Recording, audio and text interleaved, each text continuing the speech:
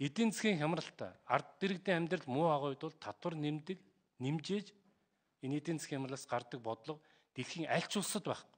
Дэлхийн аль ч улсад байхгүй. Дэлхийн аль ч улсад байхгүй. Үе таалгаа хааж байгаа аж ахуйн нэгжүүдийн тоо аж ахуйн нэгжүүдээс авах татвараа нэмэгдүүлнэ л гэсэн үг.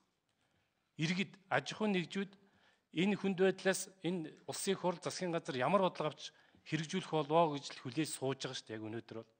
Гэтэл өнөөдөр татварыг нэмнэ, бүр нэмэхдээ 2 дахин нэмнэ гэдэг ийм бичиг баримт ороод ирж байгаа учраас ардын намын гишүүд үүнийг эсэргүүцэж байгаа. Өрийн хэмжээг нэмнэ гэдэг бол өнөөдөр татвараа нэмнэ л гэсэн үг. Өрийн хэмжээг нэмнэ гэдэг бол өнөөдөр татвараа нэмнэ л гэсэн үг.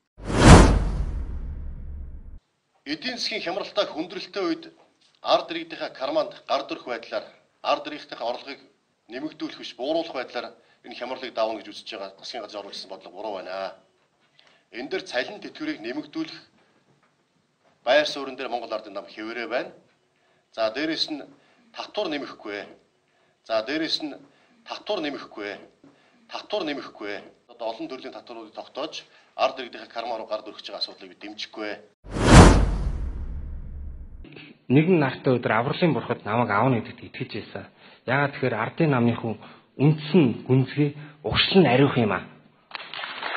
Тийм болохоор та нар сонголтоо зөв хийгээрэй. Хүнийг биш намын бодлогыг сонгоорой. Баярлалаа. За баярлалаа.